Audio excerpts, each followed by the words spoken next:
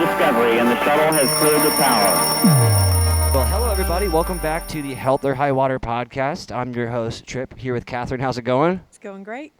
We've been on a little bit of a hiatus for a little while. I actually moved to a different state. I'm in North Carolina now. So all those listeners in Denver, I'm so sorry that I won't be there. I might be doing some consult work back there. But yeah, I moved to Denver to be home closer to family, pursue some other rounds of activities and some other job possibilities. But we're back with the Health or High Water podcast here with Kathryn. I'm so excited to speak to you here today. We want to thank our sponsors here. I'm going to thank our sponsor, Gene Planet, today. Without Gene Planet, I wouldn't be able to have the process of health profiling that I have using DNA testing, blood work, movement screening to come up with wellness programs that are 360 degrees for people. It's been a game changer for me in understanding how people work out, and people adjust as well as prevent things like injuries and cancer. So I want to say a huge shout out to Gene Planet. If you guys are interested in genetic tests, go to geneplanet.com. Check out the premium DNA test and use code APT. That's code APT for 30% off. And you guys get a DNA test, and I'll do a free consult for you if you do it. So make sure you guys use code APT at geneplanet.com to check out your genetics. Well, Kathryn, you do beach yoga. You do all these different things. You've been in the senior community down here at Staple. I got the email or message alert from Charlotte about, they are devastated you're leaving. Yes. Absolutely devastated. So tell me a little bit about you, what you do, and everything about you. Thank you. Well, first of all, welcome to the area. Thank you. We're very happy to have you and your services and the senior fitness things that you offer here. It's a great place for it. I guess my relationship with fitness began when I was very little. Okay. In the 80s, there was a product called Get in Shape Girl. And that interested me as a little girl. So I guess I just kind of came by it inherently. So it was just little at-home fitness, little dumbbells and, sweatband to put on your forehead, little wristbands, the whole thing. And then as I grew, of course, I wasn't ever consistent. I had the many stages and phases of life. But in high school, I joined a women's fitness gym, and I would go before school in the mornings. It kind of became like my tether to myself from an early age. And it would, my workouts would include anything from dancing, stretching, strength training. It was just kind of playtime, essentially. And then in adulthood, a lot of walking and whatever. Yeah. And so it's just, I've kind of come by it legitly as far as being in the fitness scene and yoga and whatnot here. So I guess for my adult background in this area, my daughter was born 20 years ago. Okay. And when I was pregnant with her, I was in water aerobics. And that's when I kind of started more yoga. No, yoga started back in high school. In high school, I had a beautiful opportunity in the Youth Conservation Corps. I worked in Yellowstone for 2 summers. Oh, that's cool. It was very cool. I'm super grateful for that opportunity. So we would hike into the backcountry Monday through Friday. We'd camp out and we would do trail maintenance, revegetation, little fence repair, whatever kind of conservation work we could do out and camp out. And one of the crew leaders was leading us in some yoga at night sometimes. I remember doing yoga by a geyser by moonlight. We did moon salutation in the moonlight by a geyser. And I mean, that just stuck with me as like a core. That's pretty spiritual right there. That's kind of core memory, That's the kind of stuff that'll just really save your soul. So those kinds of things like made their mark throughout my history, throughout my life. And then when my son was 1 and my daughter was 4, I underwent brain surgery. I had a full craniotomy on the right temporal lobe of my brain where they sawed through the skull and they took out a vascular abnormality because there was risk of it bleeding. It had hemorrhaged. So like both my childbirths were scheduled C-sections because I was high risk. And, and we found it because I was having these sensory type seizures. And then gosh, that was so scary.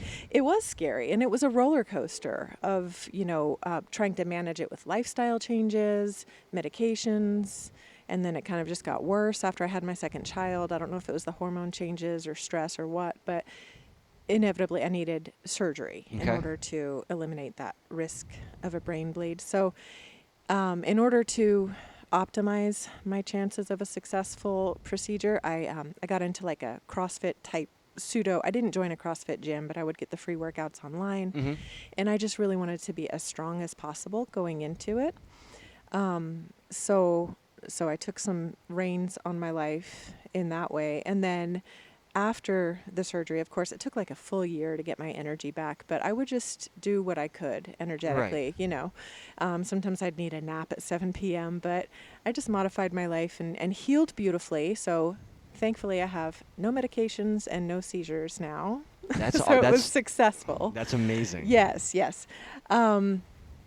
But to recover, I started running. I started training for my first 5K. And I really noticed how it provided a mental clarity that I just craved.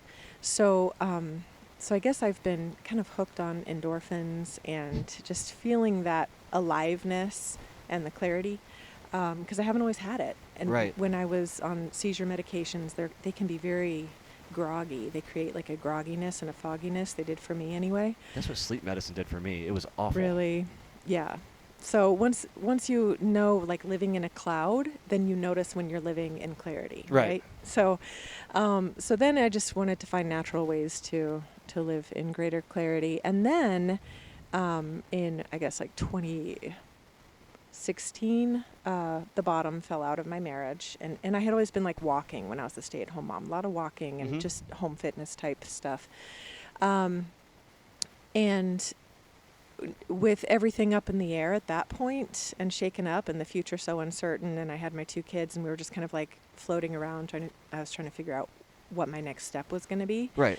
I was having trouble sleeping at night, so that's when I dove into my personal yoga practice. Like I had dabbled leading up to that, but that's really when like it became like a lifeline for me. Can I ask you a question about that Yes. specifically? So I know a lot of us that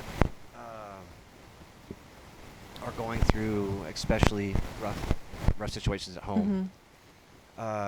We choose to be business owners. Yeah. Right? We were fed up with family, we're fed up with work, we're fed up with something, right? So tell me about your mindset about that. Because a lot of us entrepreneurs do have that. Like they get fed up and they pull the trigger and do themselves. How was the mindset going into it, and how did you feel during the process of that? You mean like developing a yoga practice for myself, or as my service to the community? Well, a little bit of both. I mean, you can. Okay, so it started with myself just because I needed help sleeping at night. So I'd like put on 10-minute YouTube, and then another 10-minute, and then a 15, and then before you knew it, I did like an hour and a half of yoga, and I could sleep. So that's where it became personal. And I was at the time a Zumba instructor, which was just super fun. And I was teaching Zumba at the senior center. Someone reached out to me and said, hey, we need one. So I was doing that. And it was just fun. I was getting connected to the community. But I didn't have experience as a yoga instructor at that point, but they needed one. And I was like, no, I'm not certified. And they said, we think you could do it. I had taught group fitness classes. And so I said, okay, I'll give it a shot for a month and give you time to find somebody who's more qualified, basically. And it went really well, and it kind of took off. And I actually really enjoyed it, and the students seemed to thrive. So that it just developed naturally like that. It was like Zumba kind of turned into yoga, and there were like some strength fitness boot camp classes in the mix. And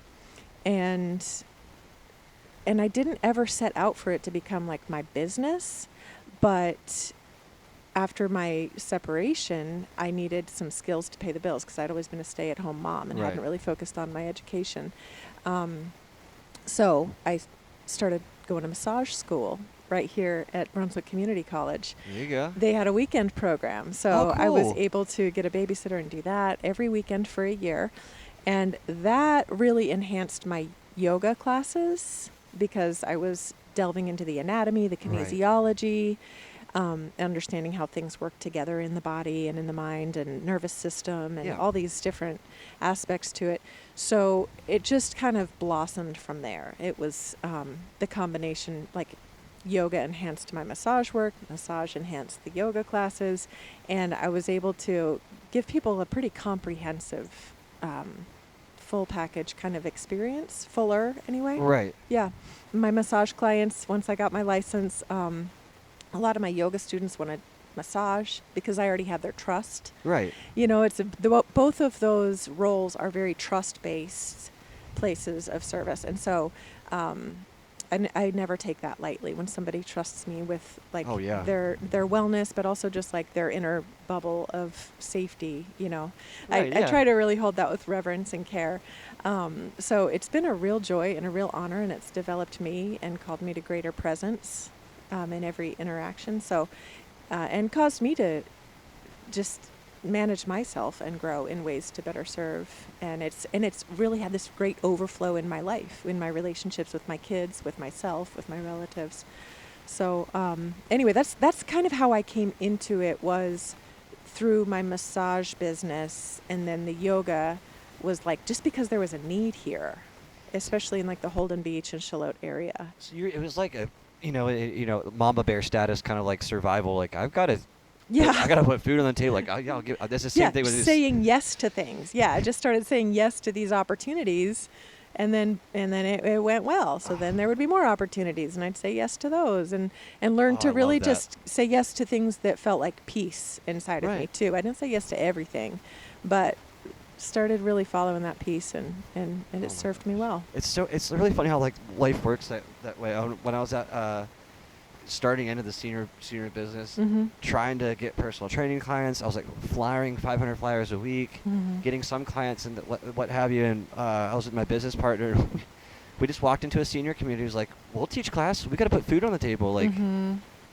end up loving it. It's Yes. funny how those things fall into your lap, and really life is pushing you to lean into it, because those kind of things give you purpose. Right. Now, an accountant, those kind of things, like I have a hard time figuring out like where they find satisfaction in their work, unless like they're Mhm. number crazy, right? But we Yeah. get to go to class, personal wellness with people, Mhm. and then we get to not only be friends with these people, Right. they share intimate stuff like you're talking about. Yes. It's super sacred.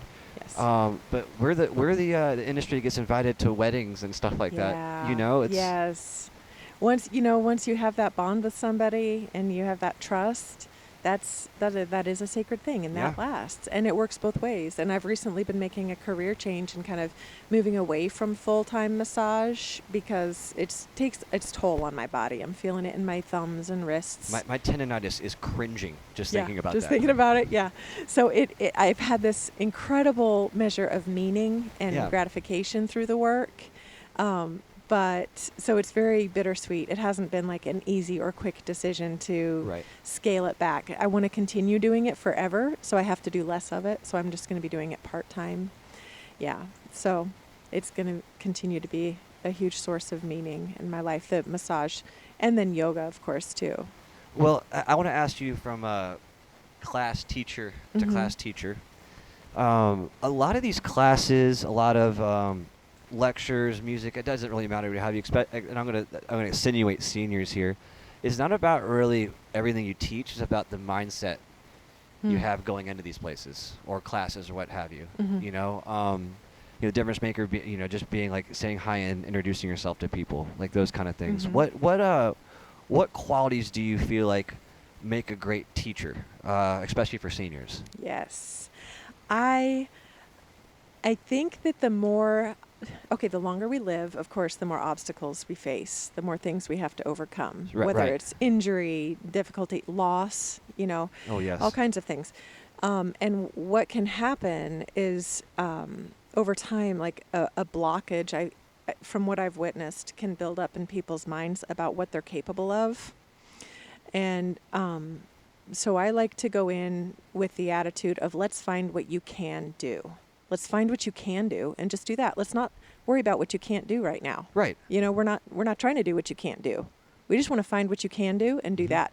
And what it does is because sometimes people just limit themselves mentally The mindset's crazy. Yeah, and if I've hurt myself in the past, and I've had an injury and it took forever to overcome it, then I'm going to be super cautious and maybe downright fearful about moving my body in different ways. But the problem is, if you're not moving your body in different ways, then you're going to lose even more, right? So I want people to. You said such an amazing thing right there. I love that. So coming into it, you can't expect someone to overcome their mental block unless you are overcoming it. So it's almost like I'm standing in the gap initially in that relationship of I see where your nervous system can be in a place of balance. I see where your body can be, free. Let's just explore together.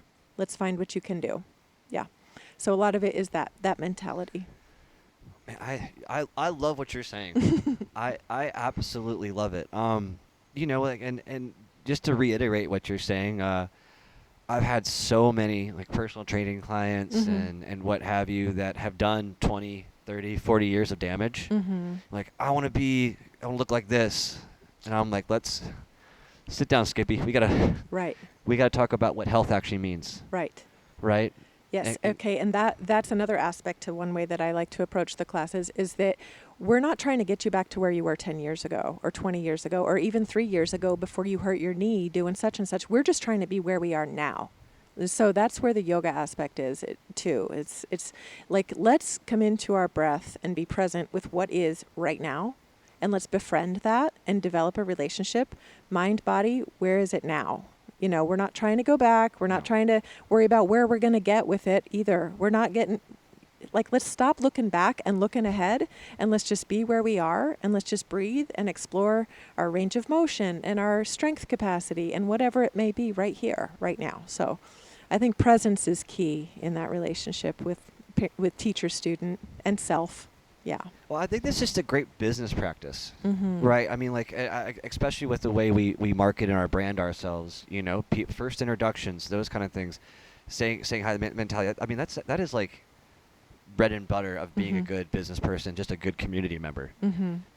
I absolutely love that. And to be honest too, with that is redefining health, right? Yeah. And what I mean is health for everyone listening, health is not what you step on the scale. Right. Right? It's not that number. That is the most whoever told you that that's what makes you healthy is absurd.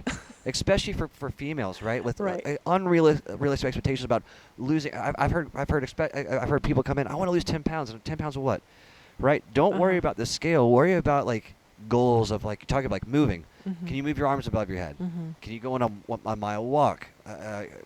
These things are so much more obtainable and I think more beneficial to functional fitness and longevity than us worrying about our Instagram picture of how ripped we are. Oh my gosh, yeah. And that's one thing I have loved uniquely about working with the senior community, because it's not so much about ego or performance. It's like these people want to be able to play with their grandkids. They want to be able to tie their own shoes. Exactly. They want to be able to feel stable on their legs. And so we're going to practice standing on one leg. We're not trying to do the splits necessarily. We're just trying to function optimally. It's not performative. And it's more practical. That's one thing I love about working with the senior community. And as far as that teacher-student relationship, that's why I have gravitated more recently toward private yoga sessions, more individualized, because the listening aspect, being able to listen to where somebody's at and work with them weekly and customize the approach. It's kind of where my personal training certification has come to work with the yoga instruction. And then as far as soft tissue and hands-on assists, the massage aspect, is helpful too. It's just complementary to it. Well, I love it. You got the stretching, you got the strength and resistance, those kind of things. You got recovery right afterwards. It's all in one. Yes. I absolutely love that, because that's where things are going anyway. A lot of us are, if any of the listeners now or don't feel this way, please comment and let me know. I'm not speaking for you guys, but everyone's tired of unrealistic expectations and tired of, us getting products and services shoved down our throat that doesn't work. There is no one size that fits all for health and wellness. Right. Not at all. And that's why I got into genetics. I was like, let's I'm going to be the first personal trainer to tell you I don't know what the hell's going on until I get you tested. What's your blood work look like? Can you hinge? Right. right? And then come up with an actual program that's like you said, individualized, so you can grow with them, Mm-hmm. right? I absolutely love that. I love that about it. I gotta say, what a great place to combine all three, Mm-hmm. right? And it has really developed pretty naturally.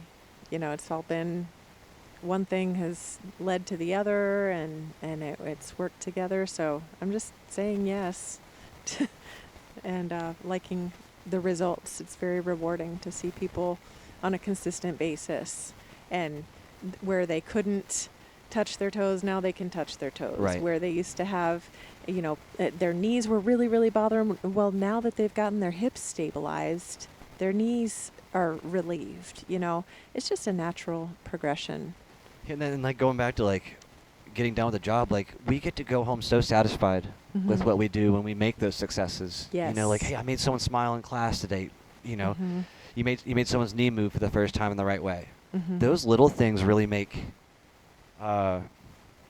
what we do special. Right. They're not they're not little things. It's the little. I guess you could say it's the little things that actually mean the most and make life beautiful. Yeah. Well, I mean, and you can attest to this, that consistency is king Mm-hmm. with all these kind of things, and the people that show up regularly Exactly. are the ones that get the biggest benefits. Yes. And we don't want. I'll be the first one to tell you, I hate getting up at 4:30 in the morning and getting to the gym by 6. Mm-hmm. I hate it. It is not fun by any means, and I want to go back to sleep so bad. But when you're there to when you leave, that feeling of satisfaction, you working hard, I mean, it makes it all worth it, because you got to take care of yourself if you're ever going to take care of others. Right. Right. And it gets your blood flowing for the day. It helps your self-esteem. It gets your brain chemistry right. Yes. Again, that continues to be one of my biggest motivators in getting to the gym and taking care of myself, exerting myself, pushing myself, is for that sense of mental relief and clarity. And, I can go from feeling like defeated, heavy with the weight of the world on my shoulders, and then an hour later, after a good workout, I'm just like, it's fine. It's all good. Yeah, everything's going to be okay. It's a mental thing, and so we just got to play with that chemistry some. It's really the healthy way to deal with stress, in my opinion. Oh, yes. There's Okay. so many ways to do it. I used to joke when I was going through my divorce and some of the most stressful times in my life, that some people were like, you're working out so much, because I did it more frequently then. I was like borderline obsessed, but I was like, it's going to be that or vodka. Like, Right. let me do it.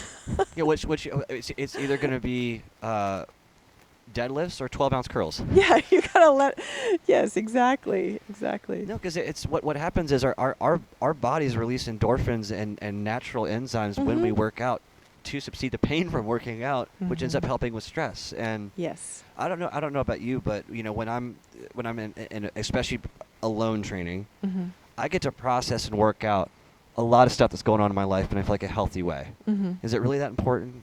Those kind of things like, well, I was really angry about that yesterday. Let me go, run on the treadmill for a little while and think Yeah. about it. And does that matter? Yeah, It it gives gets- you a perspective Yeah, I was shift. about to say that. For me, I get lost in the music. I wouldn't say that I'm like thinking about all that stuff necessarily while I'm working out, but it works itself out. It's like I get lost in the music and counting reps and whatever, and then boom, I'll have like a moment of clarity, maybe afterwards or on my drive home from the gym. It's just like, it gets me out of my head, because I can be prone to be very in my head and Yeah. paralyze myself that way. So getting into my body helps quiet my mind, and that continues to be one of my favorite like self-care approaches, whether it's dance, yoga, stretching, walking, any of it. Mm-hmm.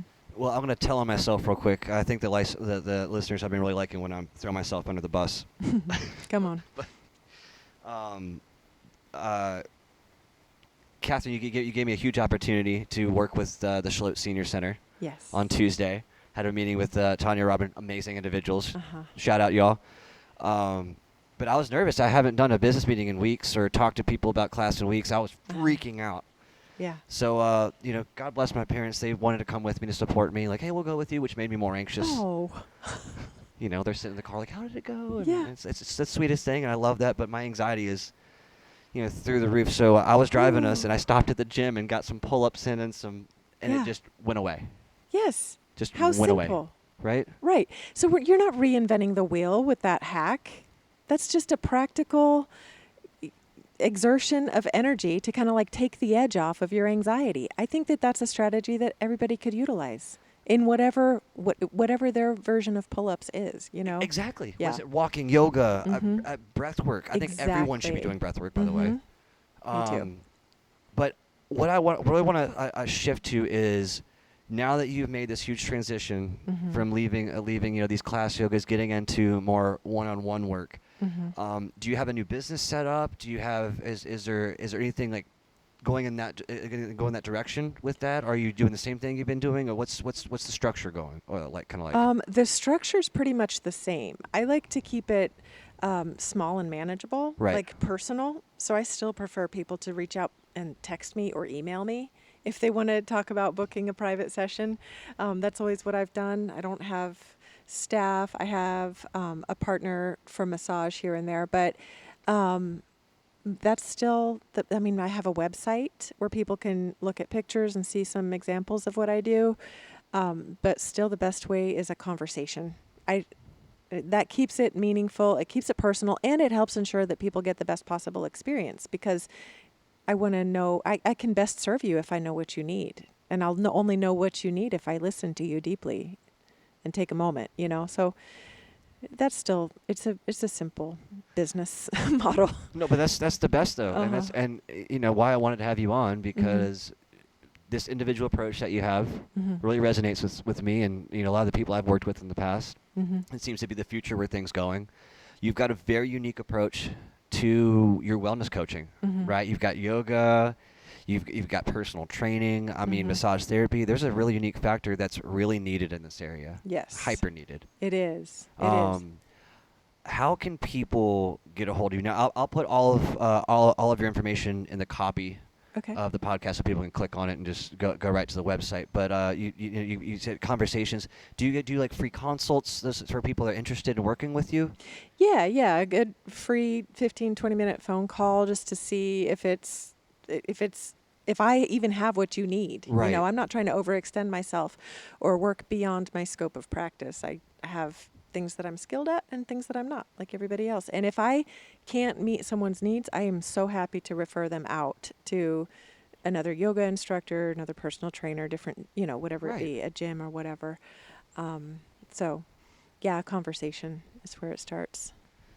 All right, so this is my favorite question, because this is where I like to have you dream a little bit. What would be the most ideal situation over the next 10 years for you, for your business?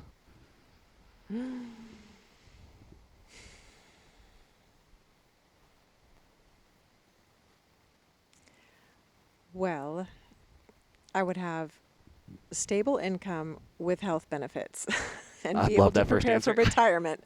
Okay, because I'm being very practical. I'm 46 and I'm thinking of the future now. The flexibility of being self-employed has been such a blessing. While as a single parent, to be there for my kids, take care of business, skills to pay the bills, and the meaningful work has been such a blessing. So I want full-time, stable income with benefits. However, I want to continue doing massage, body work, private yoga, personal training, etc., part-time. So I want to do, as I can, weekends, evenings, and keep it quality over quantity, just emphasis on quality. And in order to ensure that, I'm going to keep deepening my practice. I'm going to keep deepening my education and enrichment and developing personally. So my ideal arrangement would be stable kind of income, is taking care of itself. And then I get to do all of this as my passion and as my travel money, or whatever it may be, but not to pay my mortgage. It's the kind of thing that I wouldn't say that I've burned out on it, but I can see how people could if it's what you have to do to pay the mortgage, because it does demand so much presence and so much, mental, just adaptability too. There's been a lot of fluidity. So I'm looking forward to more structure and keeping all that fluidity more on the part-time So that's an invitation for the right kind of clientele that want to consistently, every weekend, once a week, couple times a month, have a session for private yoga and or personal training or some kind of combination of the two. With my massage therapy, I also offer cupping and myofascial release. So I would love to have, a couple of those clients every week and a couple private yogas, maybe a group yoga. Seasonally, we're going to resume that at the Poorhouse and Chill Out on Main Street. Okay. In the fall. I just kind of do it for fun seasonally. So like October up through Thanksgiving, we're going to every Sunday at 11 a.m. before they open, we have the place to ourselves. And that's a really cool coming together of the yoga community. So I really want to keep that in my life because it keeps things fresh. There's always new faces. Right. There's longtime faces and then there's like new faces. And so it's a unifying thing that I really enjoy doing too. So that will always hopefully be a part of my life too. I really like how you structured your goals as everything around you to make sure that your piece is kept. Yeah. I love that because there's some people like, I want to have a Ferrari. No. I'm like, that is not the right way to look at your goals, but all right, man, go for it. I have found that when I keep my priorities and my values in line, I'm always taken care of. When I follow that piece and I take care of my family and myself, I'm taken care of. Yeah. It's the little things. Yeah. Yeah. If this episode is brought to you by anything, it's the little things. Yes. We're unfortunately towards the end of our episode. Mm-hmm.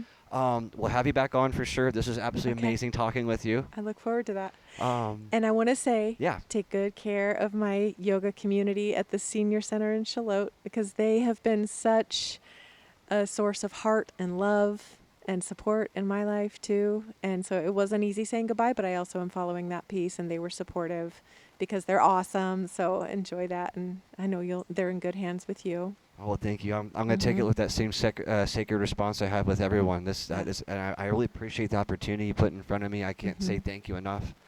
I can't wait to impact a whole bunch of seniors in the area, have some fun, do some happy hours. Yes. But we got to have you back on. Okay. We'll have all your website, social media down in the copy. So if you guys are interested, I highly recommend at least giving her a call. She's absolutely amazing, has some of the best energy. She's the first person I met down here, like not even a week.